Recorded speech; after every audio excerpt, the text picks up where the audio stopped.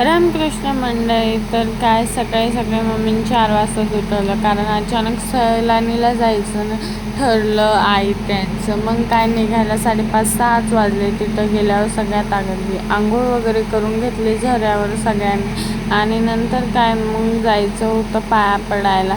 नंतर सगळे खूपच ऊन पडलेलं होतं, मग लिंबू सरबत वगैरे पिलं आणि खाली पाया पडलो दर्गामध्ये. आणि वरती वाघ जाळीत पाया पडायला जायचं होतं, कारण त्या वाघ जाळीमधून निघायचं होतं. खूप ऊन बी होतं आणि लंबीची लंबी लाईन लागली होती.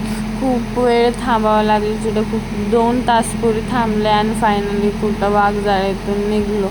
आणि नंतर सगळेजण मग निघाले घराकडे येताना मस्त थोडंसं निवांत झालो, रिलॅक्स झालो.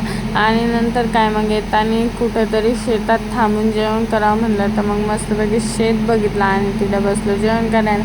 की आंब्याच्या झाडावर आंबे तोडत होतो, तर आई खूप बोलत होती आणि मारत होते आम्हाला. नंतर काय जेवण वगैरे केलं आणि येताना सिल्लोडहून आलो, कारण म्हसोबा रायांचे बी पाया पडायचे होते. मग तिथे जाऊन म्हसोबा रायांचे दर्शन वगैरे घेतले आणि नंतर फायनली आपण आलो घरी आलो, फ्रेश वगैरे झालं. नंतर संध्याकाळून आर्यन मी गेलती बाहेर, कारण सामान आणायचं होतं. नंतरून घरी आल्यावर काय मग मस्तपैकी जेवण वगैरे केलं आणि नंतर आपण थोडा वेळ सिरियल बघितला आणि आपण झोपी गेलो. असा होता आजचा दिवस. Bye bye, good night.